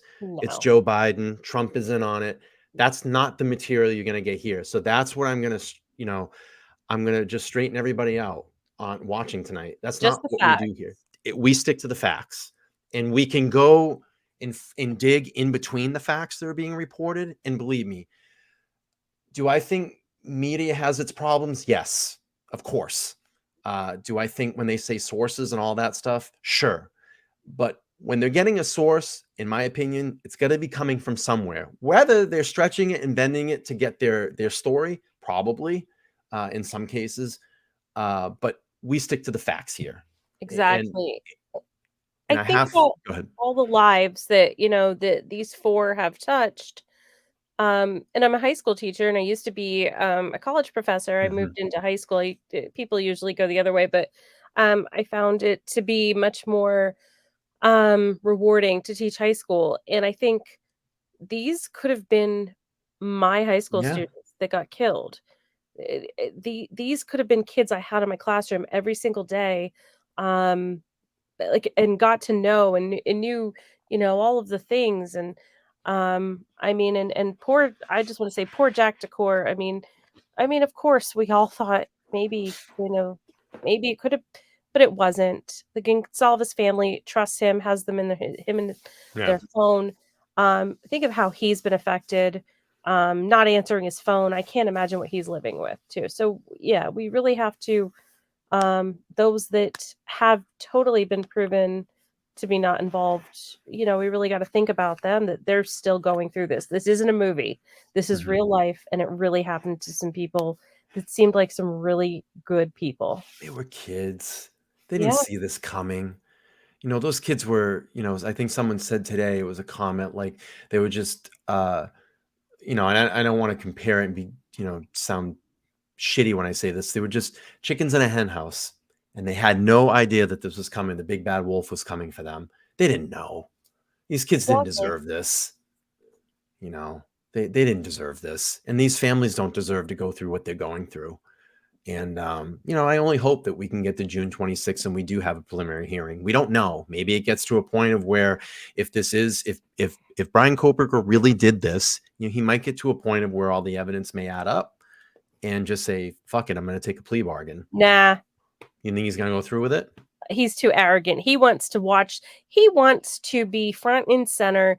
He wants all the notoriety. He wants to spend every single moment he can spend in court, even if he is guilty and he knows he's done. He wants to take it all the way through, because then he knows, oh, Netflix will do, like, this is his thing. This is he went to school for criminal justice.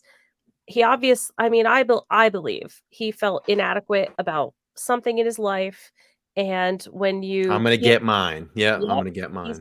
he's not gonna give up. And even if Ann Taylor says, there's nothing I can do, but that's actually her job to do whatever she can. I don't see a plea deal. That's gonna be one of the things that if there's a plea deal, I will be shocked. Let me ask you this. I'm gonna ask you a couple questions really quick.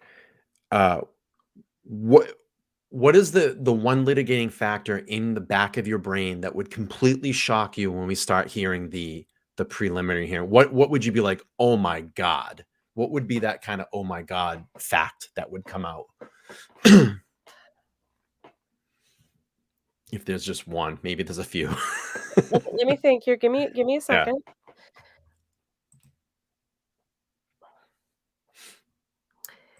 I think the only thing that would shock me at this point is if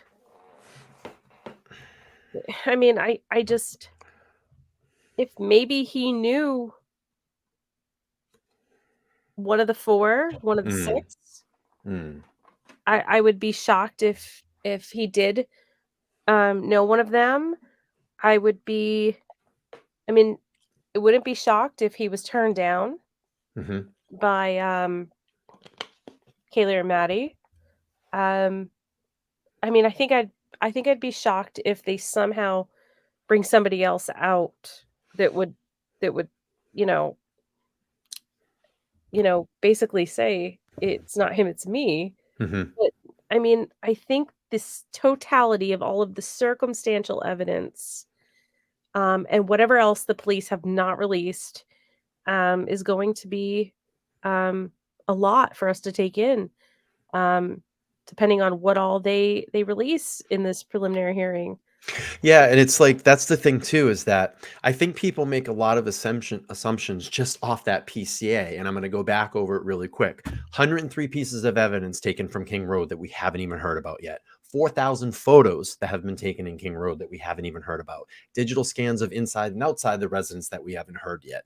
We know that the items that were taken from Bryan Kohberger's apartment that haven't been processed yet. We don't know what is on those items, what they are, what the relationship is to this case. You have the search warrant of his parents' house, all the items that were taken there. We don't know any of the relationships of the items in this case as well. Then you have what I call the rolling crime scene. I think that is going to be one of the biggest litigating factors in this as well too. But I still don't think that if I don't know if I want to say that. I think that's going to be a big litigating factor in this too. The car hasn't even been processed. We haven't heard about that yet. So there's still a lot of things that people have to keep in their back of their mind when they make their assumptions, whether they think it's guilty or innocence, that there's still a lot more evidence in this case that we haven't heard yet. Are you still playing the rest of that video? Sure, we can play it out. Absolutely. Yeah, let's go back to that. I think there was something that Christy Gonsalves said that struck me. Oh, okay. Thank you, Cindy. Do you want me to rewind? No, right where we were. Cindy the fossil chick. What happened? Why do I not see you on the screen? It's fine. Let's do this. Interesting. There we go. Yeah, there we go. Okay, let's play this. I'm gonna just back up just a little bit. Here we go. I personally have asked anything about that. I don't know if you've asked that, but we know that this is getting have well been preserved because the phone was passed around between one of the fraternity members and the girls. One of them unfortunately witnessed the death, the body there. Can you confirm that? We cannot actually. We know nothing about that whole phone call. We've asked, and it's, I know that a lot of people want to know, but that's just not our agenda. We just are like, somebody called 911, somebody was reported unconscious. We don't really know. We've heard so many different things and nothing has been clarified or or been told to us at all. And I mean, I don't know if I personally have asked anything about that. I don't know if you have asked that, but we know that this is getting 3 weeks in and it's starting to get, we don't want it to go cold. We're reaching out. I've reached out to friends down in California today that have connections that we're hoping to raise some money to get a reward, to get a private investigator. Third party. Why go the private route? Do y'all worry that at the end of this week that this case may be 100%. cold? We're scared. When you tell me you don't want a photo up there with the reward offering information, that kind of sounds like you're trying to like suppress the story. I mean, why do you not need help? But hey, I could be wrong. And your officers, I apologize if I'm wrong. Yeah. I want to, please forgive me. Please forgive me. But if you don't have the information, people do know. If they don't, then you know, the community, this is a community that is IT based. These guys live a digital footprint like we've never. All of us older people, we don't know how much that digital footprint could be helpful. So that's what we ask for. I hope like a DNA, a family lineage, if they could come out here and just start taking, this town is not that big. We could figure out this, and it might not be him. It might be a family member. We have family all going to the school together. You know, there's cousins, there's aunts, there's uncles. We could find this guy just with volunteers. Lineage companies where put Idaho on the map. Christy, Steve, we're going to stay on this case. Thank you. We're not going anywhere. Thank you. You guys have been candid with us. We'll keep asking questions. Any resource that we have available, our audience is praying for you guys. Thank you. Thank y'all. It was big for you guys to come back to Moscow tonight. I know it took a lot of courage to do it, and I'm hoping we can get some answers for you. Thank you so much for joining me tonight. Anything there, Laura, you want to talk about?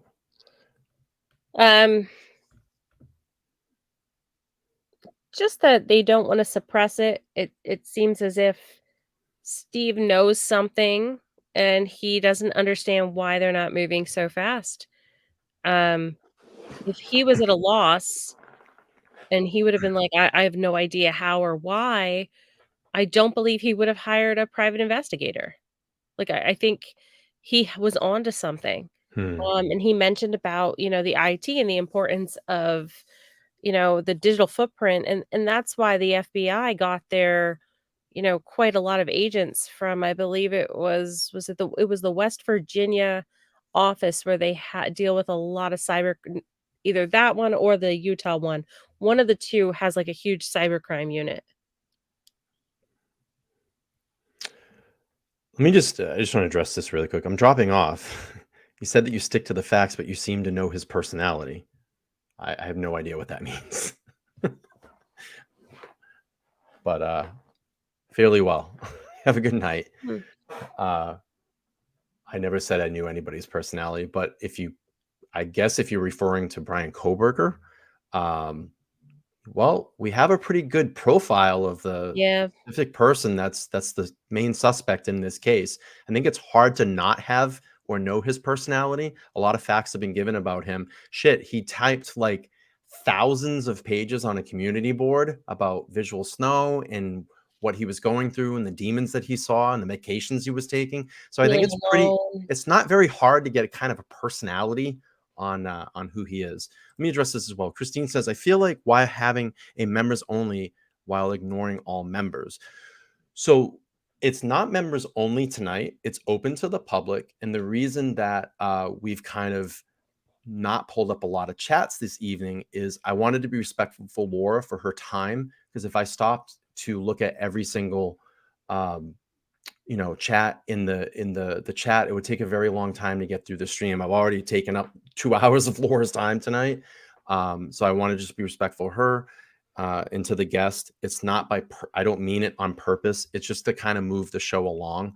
And we're going to let Laura go off soon, and I'll take some calls. If anybody wants to take calls, we'll be respectful. I'll give you about 3 minutes time. You can call in, say guilty or innocent, and just give us your case. I'm not going to debate you. That's not what I'm going to do tonight, but we just want to hear what you think, So Laura, I want to say thank you so much. I'd love to have you back sometime if you get some free time to come back, maybe in a couple weeks or something. We can do this again if you're up for it. Sure. Awesome. Sure. It was great being on, and I enjoy the members and our chats in the Discord and, every other evening being on here. Yeah, I appreciate you. I appreciate your time and fantastic stream this evening having you here.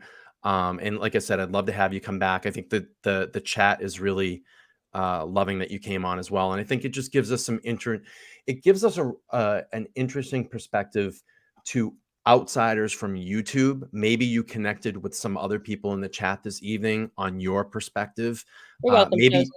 and yeah, and maybe you gave some things for people to think about. I think we did that this evening. We kind of opened the doors of Pandora's box again, brought some things that were fresh and some new ideas, and maybe people can go back and maybe this swings them one way or another. What we talked about, maybe they think now he's guilty if they thought he was innocent, and vice versa. All right. Well, I'm going to sign off of this, but I will stay here in the chat. Awesome. Thank you, Laura. I appreciate Thank you. Have a good night.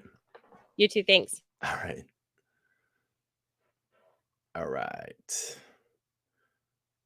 Let's just do this really quick. All right. So I'm going to do this. Give me about 2 seconds. Use the restroom really quick for a break. I will open the phone lines. If I don't get any calls, then probably just going to shut down the stream. And then, of course, we'll be back for Sunday night. So give me about 2 seconds. Really, really quick. I'll be right back.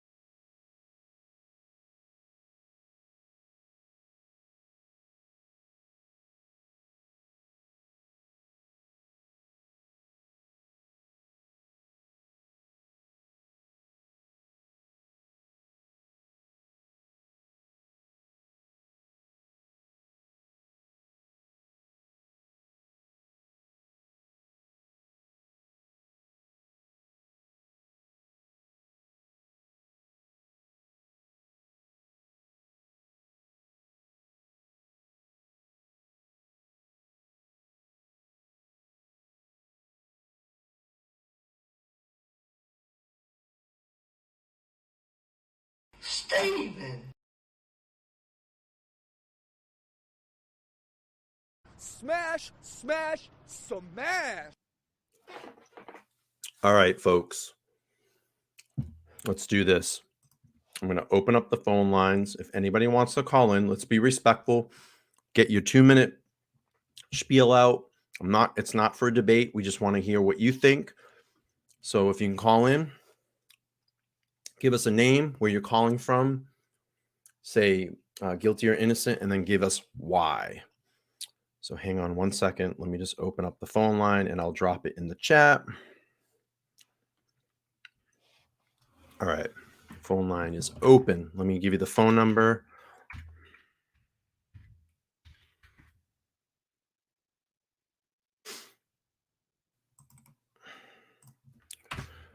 (774-855-9400). Phone line is open. If anybody would like to call, I'm going to wait a couple minutes. If I don't get any calls, we'll wrap this up and then we'll be back tomorrow for our Sunday show. Come on, there's got to be a brave soul out there. One brave soul.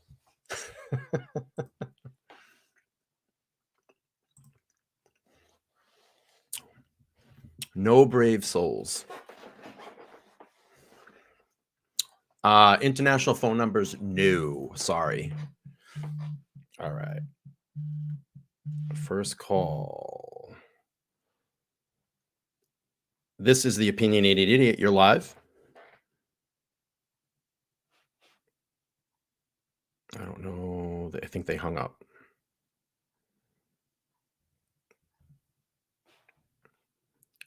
This is the Opinionated Idiot. We got everybody calling in now. Opinionated Idiot, you're live. Hi, I'd like to say reasonable doubt. Okay, so can you just tell us your name and where you're calling from, and I'll give you about 3 minutes on the floor. Oh, I don't need 3 minutes on the phone. Okay. I'm the cat lady. Okay. And but I'm definitely still reasonable doubt. I can't go either way. Okay. All right. All right. So I'm not going to take up any more time. That's all. All right. Anyway. Thanks for calling.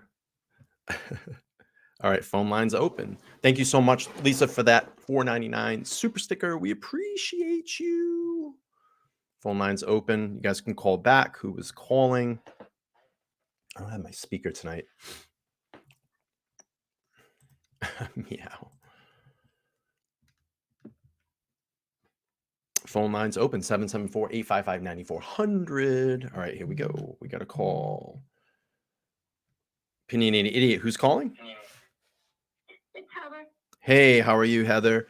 Where are you from? From good old Massachusetts. All right. So you got about 3 minutes. Give us your guilty or innocent and why. I think that he is guilty. I definitely think he has something to do with it. Mhm. I'm not convinced that he acted alone. I do not believe that there is a big police cover-up or ruse or cartel involved. Mhm. And that's my opinion. All right. I don't think that he would still be sitting in jail and the FBI would compromise themselves for a ruse, as some people think. All right. Very respectable. Anything else you want to add? Just love you guys and chat's awesome and thank you, Laura. You did a great job tonight. And you both, you guys did. Yeah, she did a great job. We want to definitely have her back on the show. So hopefully we can do that soon here in the future. Alrighty. People calling, it's not that bad. Thank you so much. We'll talk soon. All right, Bye-bye. All right, phone lines open. If anybody wants to call in, just let us know who you are, where you're from, guilty or innocent, and give us your why. We'll give you 3 minutes on the floor. If not, we're going to wrap up the stream and we'll be back for Sunday evening. All right, next call. Opinionated Idiot. Who's this? Hey, Brian, it's Brenda. Hey, hello. I was thinking that, did you ever consider this? The attorney never asked for any bond of any kind. Mm-hmm. Did you ever consider that Brian's perhaps a protected witness? Interesting perspective. And what makes you think that? Because there was no bond? Because I would think that any attorney, like worth the salt, you could say, at an arraignment hearing, whatever I've done, Mm-hmm. I'm going to want him to ask for some type of bond bail. Mm-hmm. And since the judge had to even ask the attorney if they were going to ask for it, Mm-hmm. and they declined, Mm-hmm. and I've never really heard of that. It just didn't quite make sense to me. Mm-hmm. Your attorney's going to want you out of there. For 10%, you can walk into, court. Mm-hmm. You never know. Right. You never know. But yeah, he still lives in Detroit. Now I'm in Arizona and was never into this. And my friend is all up in it. And we were flipping around one night and I'm like, no way. It's a great show. We appreciate that. I appreciate that. Let me ask you, so you didn't say guilty or innocent. What do you think? I hate to not say one or the other, but Sure. He's guilty of something, but I don't think he's the main character. I think there were probably 3. Okay. And what makes you think that? If you hear the audio, again, my Yep. friend has these amazing speakers, right? Sure. And I know you probably do too. Right. If you hear that doorbell audio next door, Brian, Yep. it's just unbelievable. we had to replay it and play it, and I went through her house. She has these cathedral ceilings, and in different areas you could catch it better, but there's certain phrases that you can put together, and from the voices and everything, there are, I would say, 3 people. I really even think you hear Ethan getting, yeah. Okay. There. I think, yeah. All right. But, Well, yeah, great show, Brian. thank you so much. I appreciate you calling. We're going to hang up and let a few more callers get in before we wrap up the show. So thank you so much. So we're not on the air, right, Brian? No, we are live on the air. Okay. All right. Have a good night. All right. Opinionated Idiot. Who's this? This is Patty. Hey. And where are you from? I am from Florida. All right. And guilty or innocent? I'm sorry? I said guilty or innocent. I'm going to go 80% innocent, and I'm going to tell you that I worked in 11 years at a men's prison. Okay. Here in Florida. Sure. And I do mental health. That's what I do. Okay. So just judging by his behaviors and some of the information I've heard and read, and my gut's telling me he's not the one. I'm kind of going with the other caller that he might have participated in some way, shape, or form, Sure. but not the main character. So, and trust me, if he's getting his, regardless of whether he did it right now or not, those officers are not being very nice to him, no matter what anybody says. Right. Just wanted to put that in there. So, anyway, but that's the way I feel. Okay. Well, we appreciate that. Like I said, I just wanted to open up phone lines, get everybody's perspective out there. Again, I think a lot of people are on the fence right now. They're either 50-50 or they might swing a certain way, but I think we're still waiting for that preliminary hearing and to hear kind of the full evidence over those next couple of days to get this to trial if it goes to trial. But yeah, I appreciate you calling in.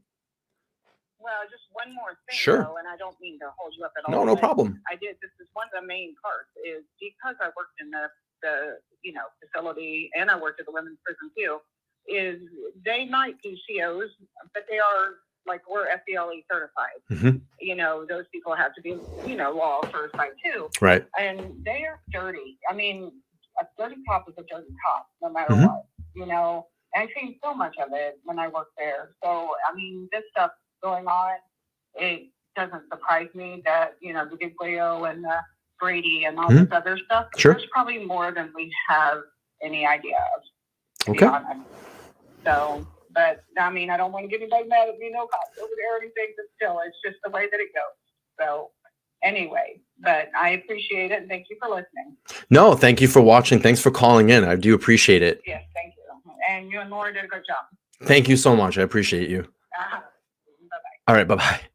All right. Phone lines are open. We'll wait a little bit longer here, and then we're going to probably wrap this up. We're getting to the 2-hour mark. Let me just pull this up really quick. Tsunami has given a yes. That's very respectable. Guilty or not guilty equals due process. Absolutely. And we do make sure that we respect due process here. We're just kind of getting a gauge of where people are setting in, all due respect to the process. But again, Bryan Kohberger right now, and I want to make sure, caller, if you could just give me a second, I'm just going to get this out. Bryan Kohberger, as he sits right now, is innocent until proven guilty. But we're just trying to gauge where we are at this case. All right. If someone wants to call in, I'm going to take one more call, and then we're going to wrap this one up. Caller, if you want to call back, and then we're going to wrap this one up.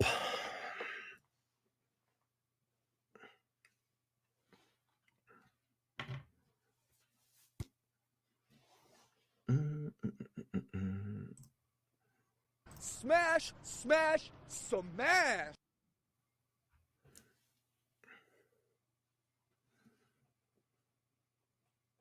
All right. I think we're at the 2-hour mark. I am going to turn off calls for the evening. I want to appreciate all of the callers this evening. Thank you so much I want to thank Laura as well for coming on this evening and joining the panel. Probably the best show I would say that we've had on the Opinionated Idiot YouTube channel so far. Laura being here as well, the callers, all of you in the chat chatting along, consistently having over 200 people in the chat watching. It was such an amazing show. And we will be back. I will be back. I will be back tomorrow night. Let me just drop the link in the chat, and we're going to keep moving on and continuing with part 5 in the Looking Back series that I've been doing. And we are going to talk about what the lawyers and experts were saying about this case. So tomorrow night, their link is in the chat. And after show on the Discord, I'm sure we'll be chatting for a little while. But the link is in the chat. Please set your reminders for tomorrow, 8:30 p.m. Eastern Standard Time. Thank you all so much. Please, if you haven't already, smash that like button on the way out. And I will be back tomorrow night, 8:30 p.m. Eastern Standard Time. Everybody's giving the thanks. Thank you so much. Yes, hit the rewind. You're not going to want to miss this one. This was like such an amazing show. Amazing show. Yeah, everybody be safe. We'll be back tomorrow. And I'm going to hit the outro here in a second. See you all tomorrow for part 5 in the Idaho Looking Back series. Everybody have a good night. Subscribe to the channel. Smash that like button. Turn your notifications on. I'll see you all tomorrow. Bye.